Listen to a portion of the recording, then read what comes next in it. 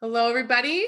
So I am here with the beautiful Maddie and her beautiful dog right behind her of the badass quilter. She's the badass quilter. And Yeah. so we're going to have a talk about how COVID has truly allowed her to see things that she never would have seen before in her life and in her business.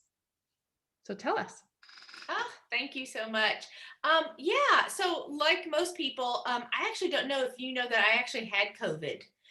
No, This I did time not know that. last year, I was actually just coming home. Facebook is this wonderful thing because you have your memories and you see them. So I've been watching as I'm approaching my 1 year time. I was very, very ill for a solid month. And I contracted COVID probably right around this time.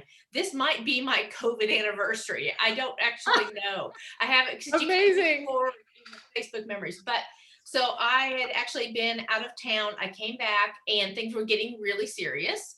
And so I was running around, stocking up on food, doing all the things that, we thought we were going to do for our 2 weeks. Um, and because I was like, we're going to take really positive action about this. And then boom, I got sick. I got very, very, very sick. I got double pneumonia with it. I was in, and anybody who knows me knows I do not lay down. And I was in bed for a month Wow. during that time. Luckily, we were actually talking about that. I foster neonatal kittens and I still had kittens during that time. And so I had to get up every 2 hours. And my doctor's like, I think that's what saved your life. She said, you got up and because what would happen is I would get up and I would like fall to the floor coughing because I was so congested. But I did it every 2 hours. If I hadn't had those kittens to get up for, I probably would have slept for 6 and 7 hours and been much worse off. So yeah, so I'm coming up on my COVID anniversary that way. So it really changes the way you see life. Now, whether or not you've seen, family members go through it, you've gone through it yourself, or you just watched the world around you go through it, I just knew I was going to live life differently when I came out on the other side of it. So it made a really big difference that way. And I was just like, it also made me very, strong, a strong mask advocate Yeah. and different things like that. And watching people do silly, silly things Mhm. that were not in their best interest.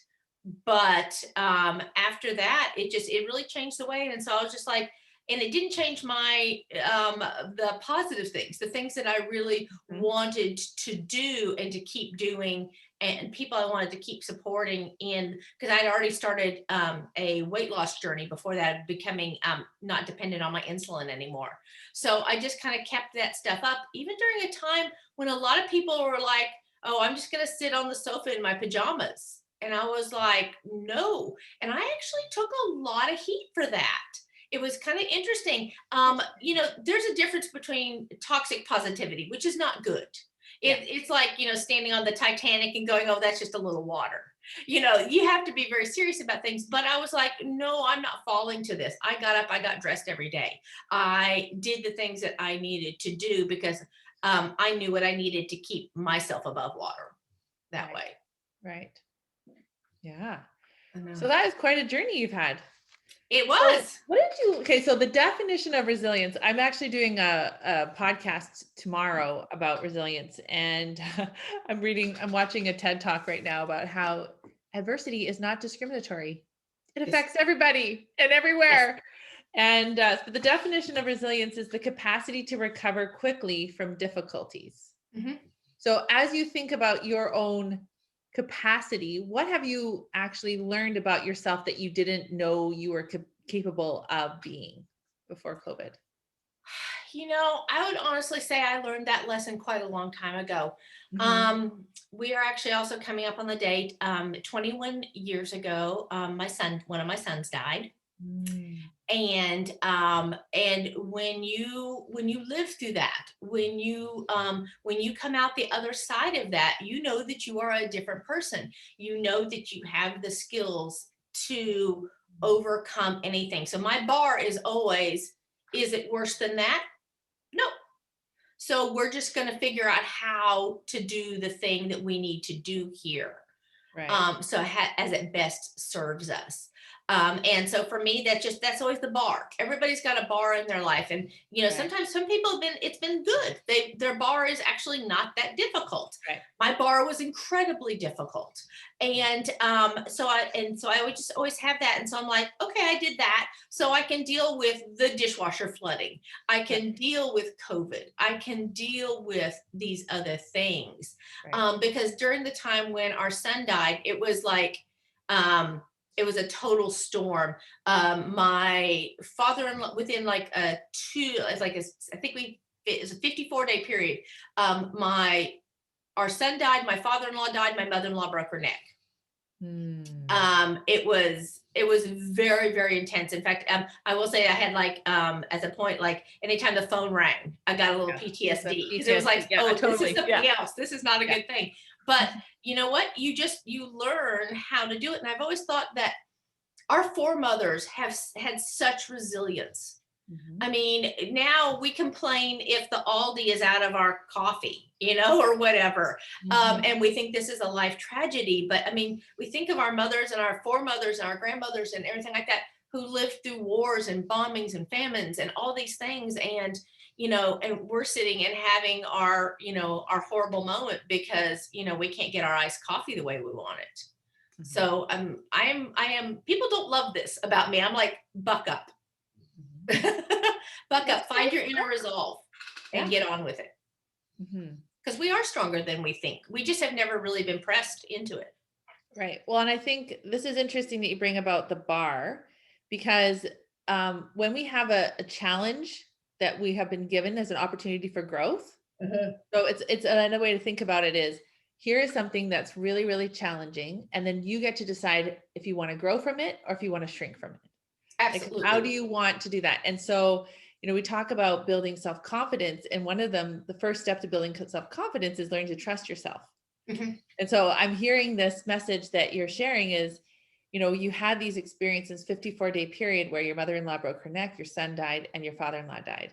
So it's like you started learning very quickly how to trust yourself, how to feel that second step is how to feel any emotion. And the third is you're reframing the way you tell the story. So instead of telling a story like everything bad's happening to me, my son dying, my father-in-law dying, my mother-in-law breaking back, it's like, hey, guess what? I actually can learn to be more resilient and more of a badass than I ever imagined I could, because I am learning. I am stronger than I ever thought I could be. Absolutely. I mean, I think that the thing that you learn is that your fear and feelings is a framing. It's how you look at it. And it's not horrible to say, oh, that's really scary. That's really, that's horrible stuff. And I don't know if it's my wiring. I don't know what it is necessarily, because I mean, I grew up in a house with a very depressed mother.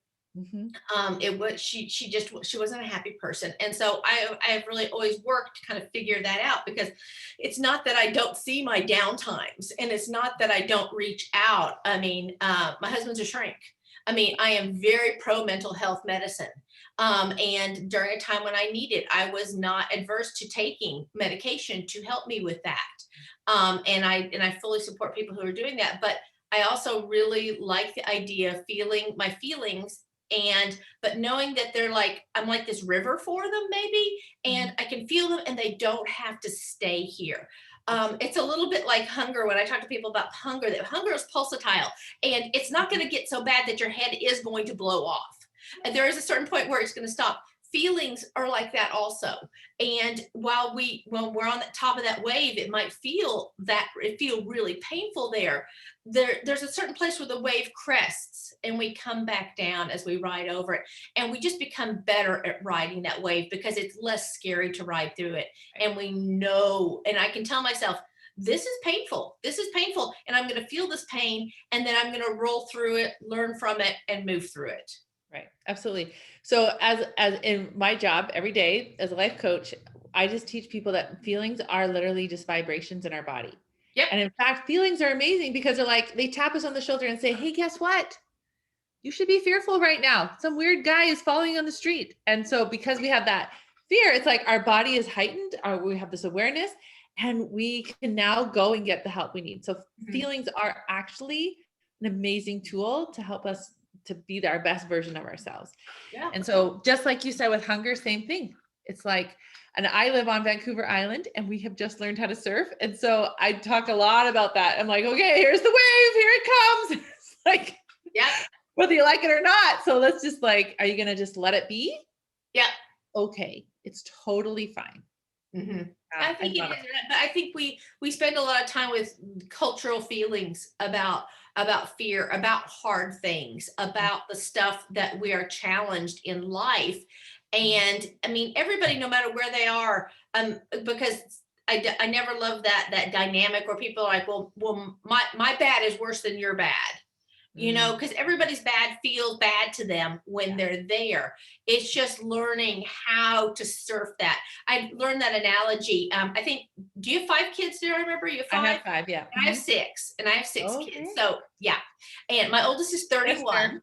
My Mhm. oldest child's 31 and my youngest one is 19. And I remember ages ago reading a book, because anybody who's had a lot of kids like we know knows you somehow you end up saturated in lots of like labor stories, like when you're in those years. Yeah. And I remember listening to a woman, and she was a surfer, and she talked about how that was her mental imagery for labor, was riding the crest of those waves. Mhm. And that's just always stuck to me about anything that's painful or challenging. Even though I am absolutely landlocked in Chattanooga, Tennessee, there are no waves to be Well, you had. can come visit me when the borders open. I would love to take you surfing in Tofino. It's one of the most beautiful places in the world. I imagine it is. Yeah, I know, but Yeah. totally landlocked here. So it's kind of funny to have a surfing metaphor for myself. But it's just, maybe it's like we live in the foothills of the Appalachian Mountains.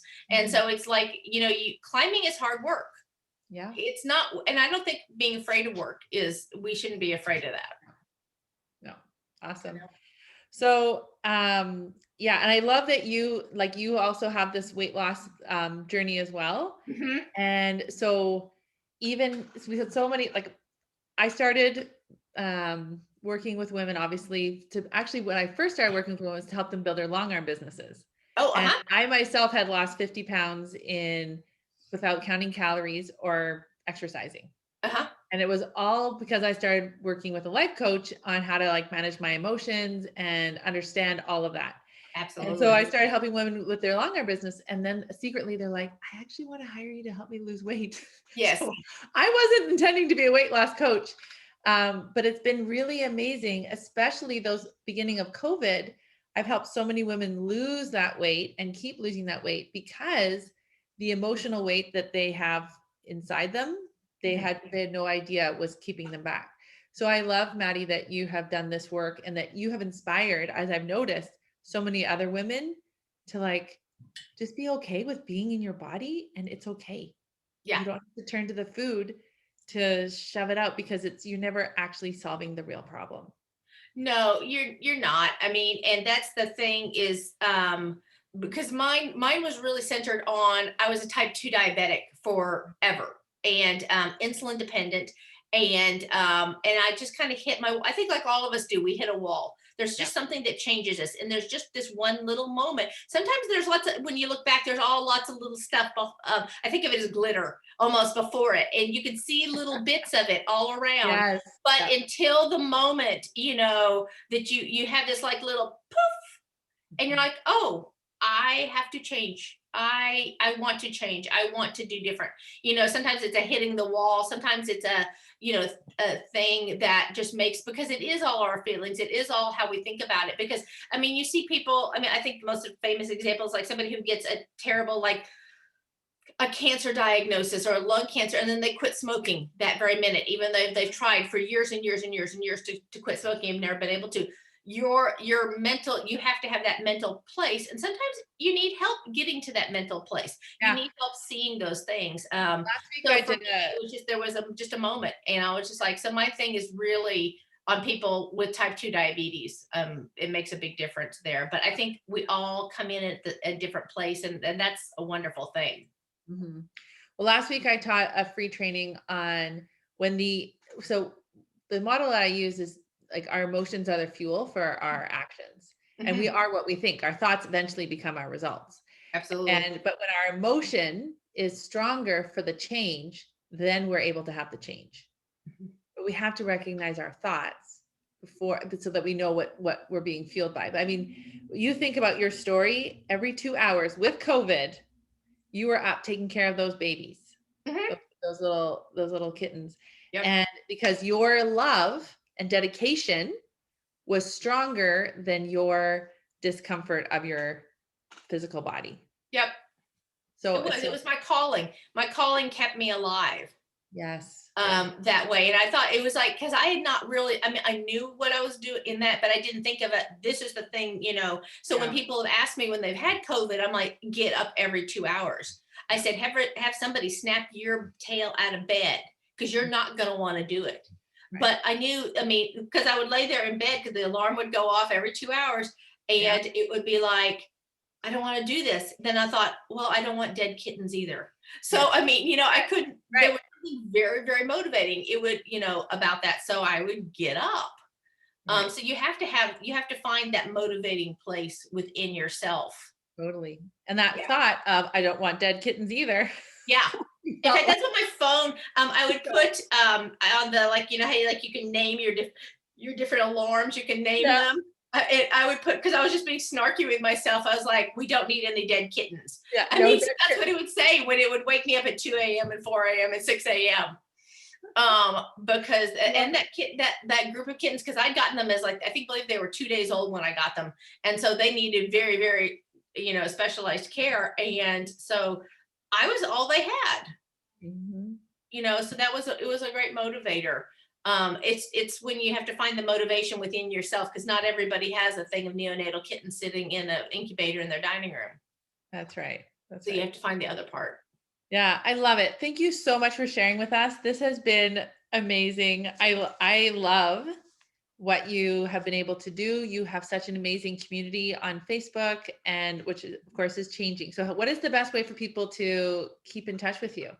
It is changing. There's lots of things that are changing. The best way to find me right now is probably just Instagram. Okay. Just that's easy enough for people. And it's Maddie Kertay, Maddie Kertay on Instagram. That's just the easiest way for now as we make all of these switches around that are happening. All right. Well, thanks so much for your time. You have inspired me. You inspired everyone that has listened. And Awesome. we will chat again. Thanks so Okay. much. Thanks. Bye.